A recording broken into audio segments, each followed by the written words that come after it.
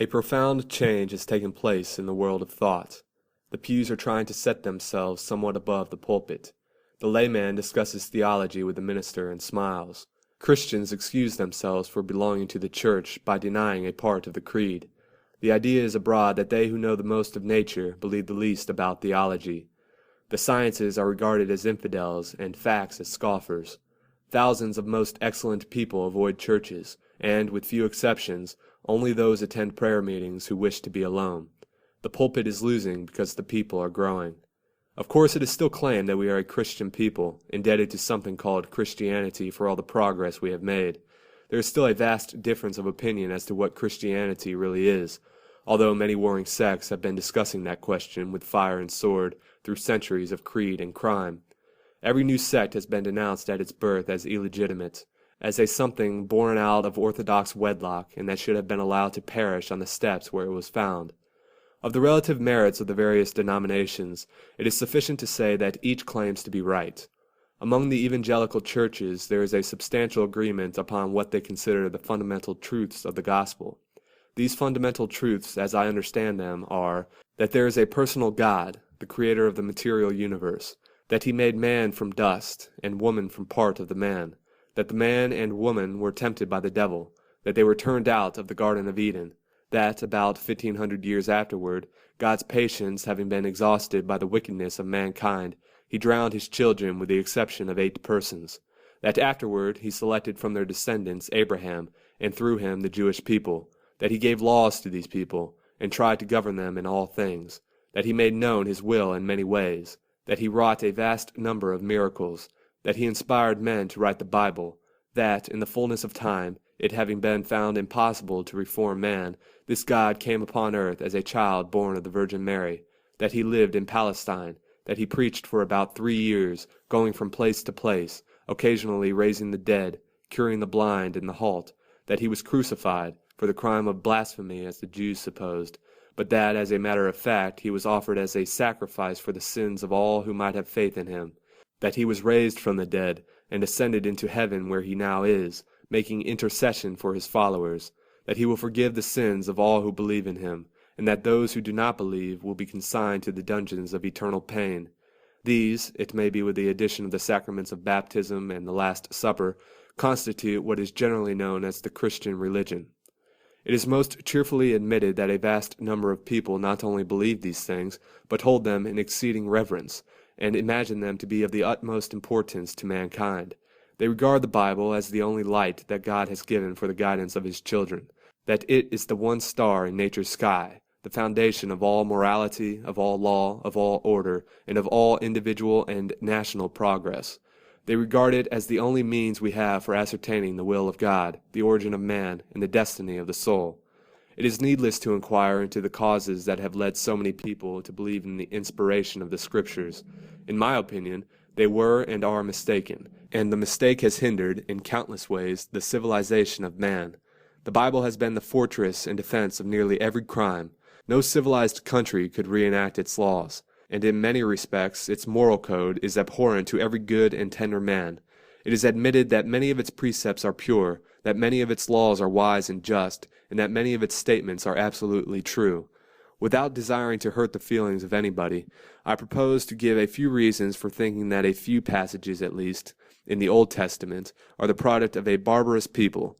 In all civilized countries it is not only admitted, but it is passionately asserted, that slavery is and always was a hideous crime, that a war of conquest is simply murder, that polygamy is the enslavement of woman, the degradation of man, and the destruction of home, that nothing is more infamous than the slaughter of decrepit men, of helpless women, and of prattling babes, that captured maidens should not be given to soldiers, that wives should not be stoned to death on account of their religious opinions, and that the death penalty ought not to be inflicted for a violation of the Sabbath. We know that there was a time in the history of almost every nation when slavery, polygamy, and wars of extermination were regarded as divine institutions, when women were looked upon as beasts of burden, and when, among some people, it was considered the duty of the husband to murder the wife for differing with him on the subject of religion. Nations that entertain these views today are regarded as savage, And probably, with the exception of the South Sea Islanders, the Fijis, some citizens of Delaware, and a few tribes in Central Africa, no human beings can be found degraded enough to agree upon these subjects with the Jehovah of the ancient Jews. The only evidence we have, or can have, that a nation has ceased to be savage is the fact that it has abandoned these doctrines. To everyone, except the theologian, it is perfectly easy to account for the mistakes, atrocities, and crimes of the past by saying that civilization is a slow and painful growth, that the moral perceptions are cultivated through ages of tyranny, of want, of crime, and of heroism, that it requires centuries for man to put out the eyes of self and hold in lofty and in equal poise the scales of justice, that conscience is born of suffering, that mercy is the child of the imagination, of the power to put oneself in the sufferer's place, and that man advances only as he becomes acquainted with his surroundings, with the mutual obligations of life, and learns to take advantage of the forces of nature. But the believer in the inspiration of the Bible is compelled to declare that there was a time when slavery was right, when men could buy and women could sell their babes. He is compelled to insist that there was a time when polygamy was the highest form of virtue, when wars of extermination were waged with the sword of mercy, when religious toleration was a crime, and when death was the just penalty for having expressed an honest thought. He must maintain that Jehovah is just as bad now as he was 4,000 years ago, or that he was just as good then as he is now, but that human conditions have so changed that slavery, polygamy, religious persecutions, and wars of conquest are now perfectly devilish. Once they were right, once they were commanded by God himself, now they are prohibited. There has been such a change in the conditions of man that, at the present time, the devil is in favor of slavery, polygamy, religious persecution, and wars of conquest. That is to say, the devil entertains the same opinion today that Jehovah held 4,000 years ago, but in the meantime Jehovah has remained exactly the same, changeless, and incapable of change. We find that other nations beside the Jews had similar laws and ideas, that they believed in and practiced slavery and polygamy, murdered women and children, and exterminated their neighbors to the extent of their power. It is not claimed that they have received a revelation. It is admitted that they had no knowledge of the true God, and yet by a strange coincidence they practiced the same crimes, of their own motion, that the Jews did by the command of Jehovah. From this it would seem that man can do wrong without a special revelation. It will hardly be claimed at this day that the passages in the Bible upholding slavery, polygamy, war, and religious persecution are evidences of the inspiration of that book. Suppose that there had been nothing in the Old Testament upholding these crimes. Would any modern Christian suspect that it was not inspired on account of the omission? Suppose that there had been nothing in the Old Testament but laws in favor of these crimes. Would any intelligent Christian now contend that it was the work of the true God?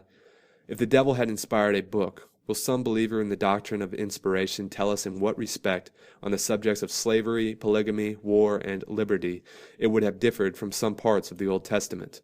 Suppose that we should now discover a Hindu book of equal antiquity with the Old Testament, containing a defense of slavery, polygamy, wars of extermination, and religious persecution. Would we regard it as evidence that the writers were inspired by an infinitely wise and merciful God? As most other nations at that time practiced these crimes, and as the Jews would have practiced them all, even if left to themselves, one can hardly see the necessity of any inspired commands upon these subjects.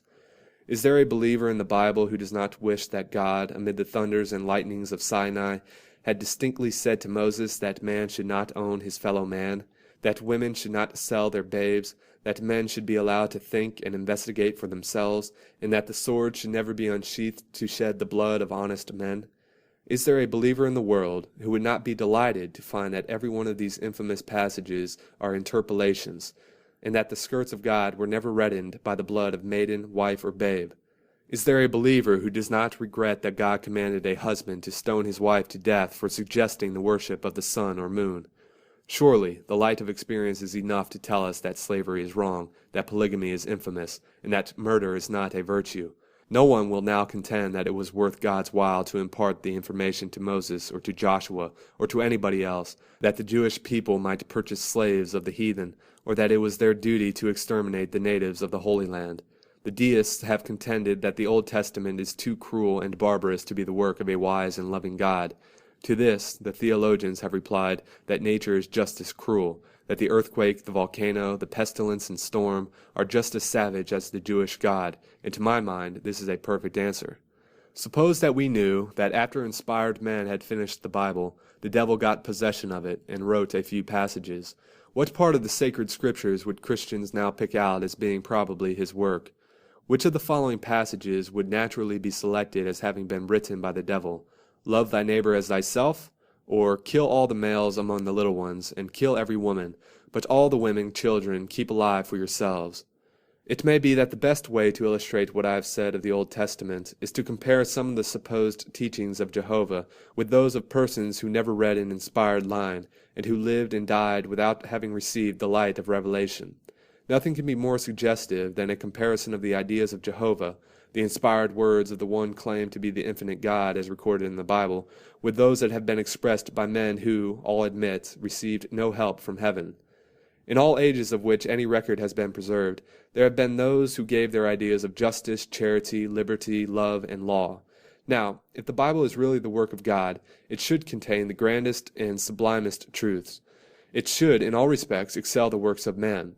Within that book should be found the best and loftiest definitions of justice, the truest conceptions of human liberty, the clearest outlines of duty, the tenderest, the highest, and the noblest thoughts.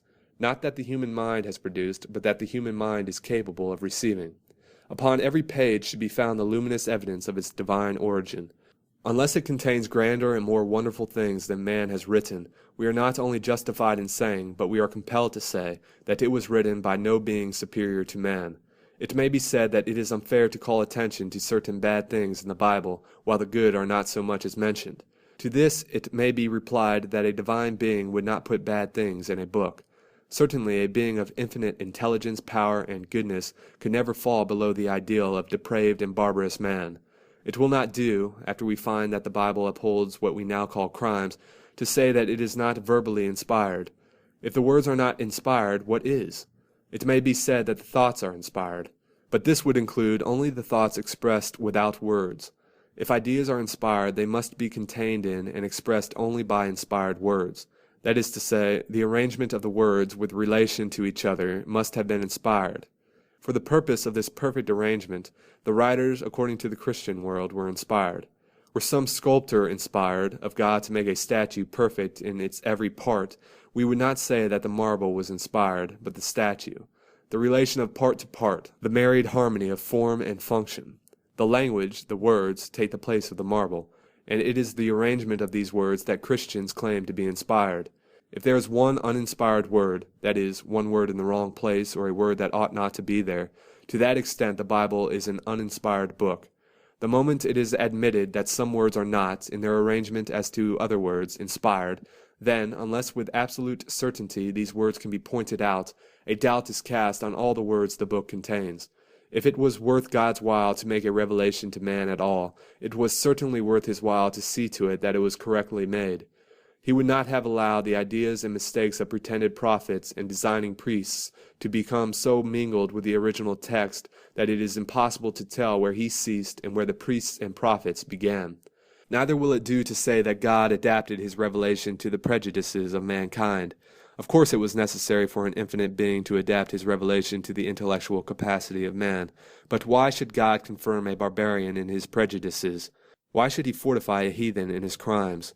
If a revelation is of any importance whatever, it is to eradicate prejudices from the human mind. It should be a lever with which to raise the human race.